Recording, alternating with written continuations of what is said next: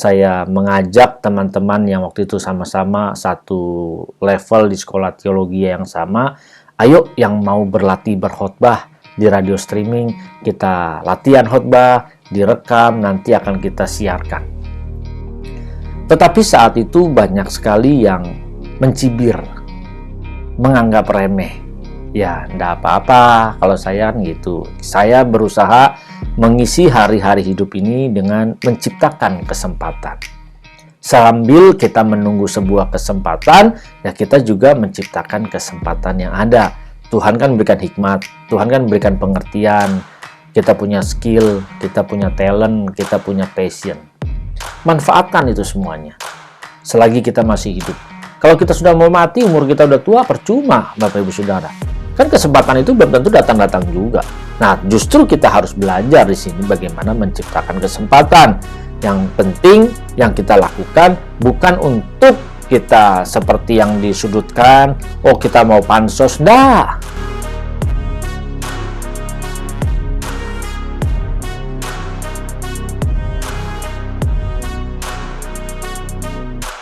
Shalom Bapak Ibu Saudara yang dikasihi Tuhan. Kita berjumpa kembali saat ini bersama dengan saya Buyung Kosaputra di channel CPS Television. Mari bagi Bapak Ibu Saudara yang baru pertama kali mengunjungi channel ini atau yang belum pernah mengklik subscribe di channel ini, ayo dukung channel ini dengan klik tombol subscribe, lalu klik gambar loncengnya dan pilih semua notifikasi supaya ketika ada video-video yang terbaru diupload, maka Bapak Ibu Saudara dapat menerima pemberitahuannya atau notifikasinya. Di sini saya mengajak pada setiap Bapak Ibu Saudara yang menyaksikan konten ini, ayo ciptakan kesempatan. Karena waktu yang kita miliki ini adalah anugerah yang berharga. Waktu ini anugerah yang luar biasa yang Tuhan berikan. Jadi kita harus bisa mengisi waktu hari-hari hidup kita yang penting menyukakan dan menyenangkan hati Tuhan. Hari-hari hidup kita harus kita gunakan untuk bagaimana membuat Tuhan tersenyum dalam setiap tindak tanduk kita. Bapak Ibu Saudara, terkadang kita mungkin tidak memiliki kesempatan, ya.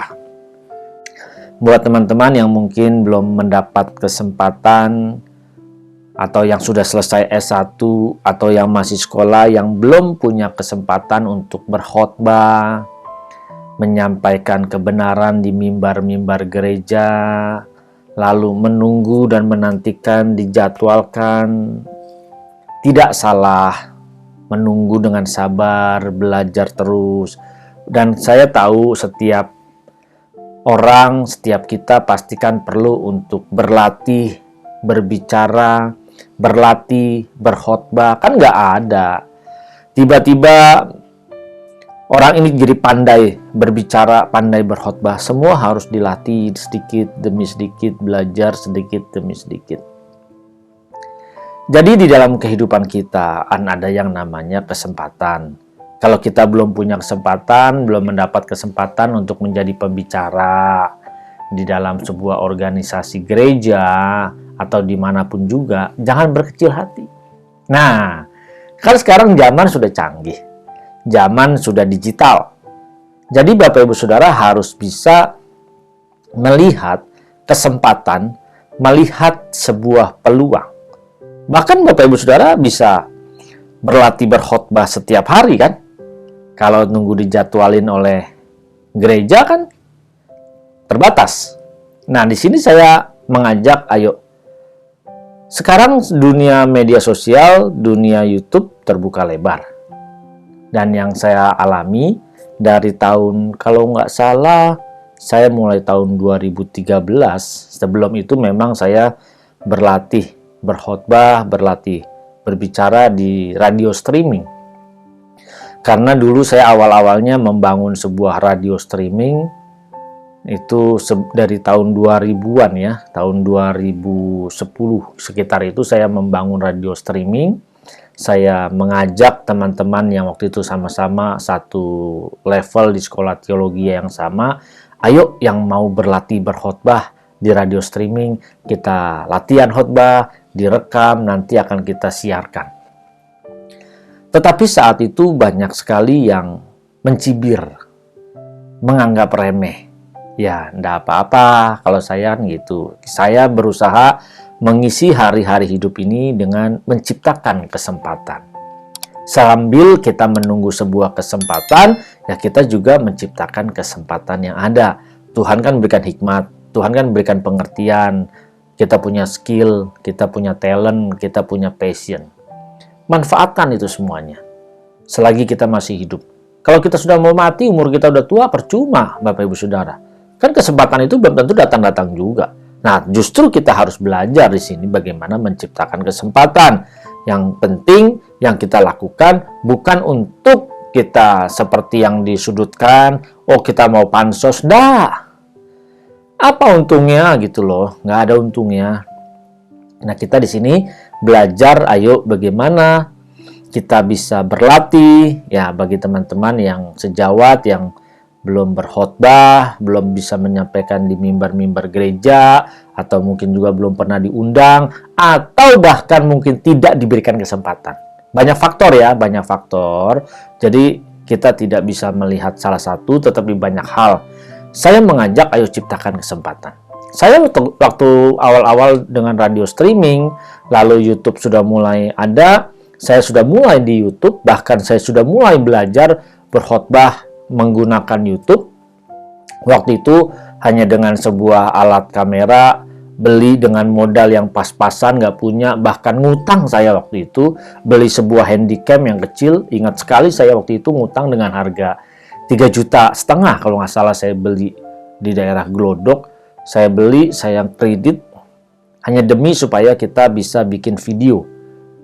Nah, dulu handphone belum secanggih sekarang. Kalau sekarang kan Bapak Ibu Saudara, handphone udah canggih. Buat bikin video udah canggih. Bahkan levelnya itu sudah setara dengan kamera DSLR. Waktu itu saya ingat sekali saya beli kamera dengan kredit, dengan hutang gitu ya. Saya shoot, bahkan kemana-mana saya shoot ketika mungkin diundang, di khotbah, di gereja-gereja, di daerah-daerah, di tempat-tempat terpencil, di kebun teh, saya shoot. Lalu sudah selesai saya lihat, saya amati rekamannya, saya dengarkan apa yang saya sampaikan, dan ini menjadi bahan review. Ketika saya melihat, saya langsung mempelajari, aduh kenapa ya tadi kok saya berbicara seperti ini ya, mestinya saya begini, mestinya saya begini. Nah itu, ini menjadi review kita sendiri, periksa. Kan biasanya begini Bapak Ibu Saudara, kita kalau melihat orang, kita bisa dan pandai sekali mengomentari orang lain, tetapi sering sekali kita tidak pandai mengomentari diri sendiri. Aneh ya? Ya tapi memang ini faktanya. Banyak kok sekarang siapapun juga, hamba-hamba Tuhan besar juga pandai mengomentari orang lain, tapi kurang pandai mengomentari diri sendiri. Nah, jadi saya ketika mungkin saya berkhotbah di sebuah tempat, di desa, atau dimanapun, saya rekam. Misalnya dapat khotbah 2 sesi pagi dan sore. Saya rekam paginya ya, saya lihat ketika saya sudah selesai pelayanan, saya lihat, saya pelajarin, saya dengarkan. Oh, ini kayaknya saya tidak tepat kalau saya bicara begini, lalu saya cara ngomongnya seperti ini, nah saya harus merubahnya. Jadi kita bisa mereview sendiri. Ingat loh, kita jago dan pandai ketika mereview orang lain. Dan ketika saya melihat rekaman itu, saya melihat seperti melihat orang lain yang sedang berkhotbah, dan saya mereviewnya, saya memberikan masukan. Padahal itu khotbah saya sendiri, dan saya sendiri yang ada di video itu. Ketika saya khotbah lagi sore hari, saya sudah tahu, wah ini kekurangan saya di sini. Nah, saya belajar mereview di situ. Dari situlah saya mulai. Bahkan ya, tantangan ada nggak? Ada. Ada yang mencibirkan nggak? Ada. Bahkan ada teman yang mengatakan, itu loh, Buyung stres, dibilang begitu. Dia khotbah sendiri, dia upload sendiri di YouTube, lalu dia like sendiri, dia tonton sendiri. Saya dibilang stres, bayangkan Bapak Ibu Saudara. Tapi saya masa bodoh waktu itu, saya cuek aja. Saya tetap berlatih, saya tetap berkhotbah di YouTube, saya tetap tonton, saya tetap koreksi. Awalnya juga saya tidak lancar berbicara seperti ini, awalnya juga terbata-bata, tetapi ya kita maju terus. Banyak tantangan, banyak halangan dan rintangan. Nah, disinilah saya mengajak, ayo, ciptakanlah kesempatan di dalam diri Bapak Ibu Saudara. Ciptakan. Justru dengan seperti inilah kita bisa. Nah, ketika masuk zaman pandemi, sebelum pandemi saya malah sudah melakukan live streaming dulu di channel ini, dengan YouTube ini. Saya khotbah ketika di gereja-gereja lain, saya khotbah, saya diundang, saya melakukan live streaming dari mereka, dari tempat-tempat mereka gereja kecil. Dan mereka pun senang gitu loh ketika lakukan live streaming. Kenapa? Dari gereja yang kecil, bisa lakukan live streaming. Itu belum pandemi. Di bawah tahun 2020 berarti ya. Dari waktunya antara 2014 sampai 2020 itu saya sering melakukan live streaming. Modalnya mahal dong Pak. Oh enggak, saya hanya dengan sebuah handphone dan tripod. Jadi saya khotbah kemana-mana bawa tripod, bawa handphone. Bahkan saya pernah juga ketika diundang ke Kalimantan Barat, waktu itu di Ketapang, saya bawa tripod dan handphone. Tentunya charger ya, karena baterainya pasti butuh kencang gitu. Nah saya bawa itu, saya live streaming dari sana. Dan ada juga alat-alat tambahan supaya waktu itu pakai handphone supaya hasilnya bagus.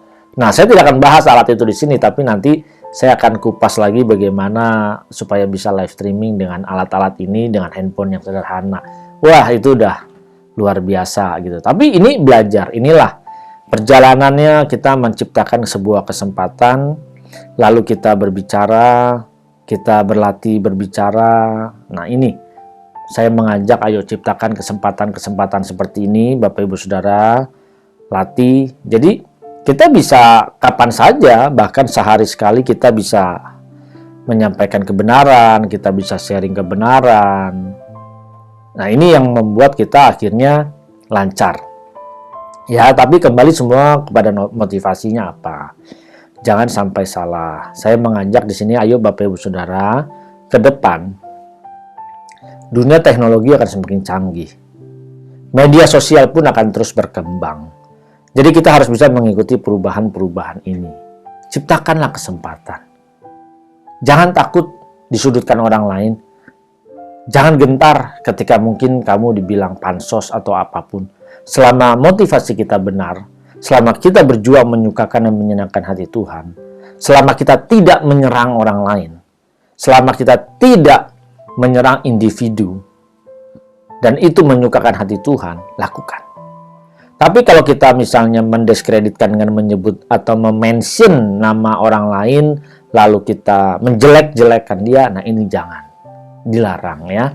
Jadi kita harus belajar apa yang mau kita perkatakan, apa yang mau kita ucapkan, pikirkan, apakah itu menyukakan dan menyenangkan hati Tuhan atau tidak. Nah, kita belajar. Ya, masih banyak kok Bapak Ibu Saudara. Makanya kalau saya mengajar kuliah, saya mewajibkan setiap peserta didik saya untuk mereka bisa berbicara di depan kamera. Kalau zaman dulu orang selalu dibilang hebat ketika dia berkhotbah di depan ribuan orang. Wah, keren ya. Di depan ribuan orang mereka bisa berkhotbah berapi-api. Coba ketika dia berkhotbah di depan 10 orang, apakah dia masih bisa berapi-api seperti di depan ribuan orang? Ada loh pendeta-pendeta yang mereka tidak bisa ketika yang dikhotbahin cuma 5 orang. Bahkan pernah saya yang dikhotbahin cuma keluarganya, suami, istri, anak, adik kakaknya. Udah. Kurang lebih 5 orang. Nah, di situ kita apakah bisa kita berkhotbah berapi-api seperti berkhotbah di depan 1000 orang? Latihan kan? Terus. Dulu orang akan terlihat hebat kalau berkhotbah di depan ribuan orang. Tetapi ketika dia berkhotbah di depan kamera yang tidak ada siapa-siapa, dia merasa, aduh kayaknya nggak enak gitu ya. Dia nggak sadar di belakang kamera atau di belakang sana, seperti saya khotbah seperti ini, saya menyampaikan kebenaran, saya bercerita, sharing seperti ini. Ini banyak orang yang menyaksikan, ini banyak orang yang melihat. Dan bagaimana teknik kita ketika berbicara, eye contact kita. Nah ini, di sini kita latihan. Di sini kita belajar. Dan ketika pandemi, banyak sekali hamba-hamba Tuhan yang tidak bisa lakukan hal seperti ini, sepertinya nggak enak segala macam.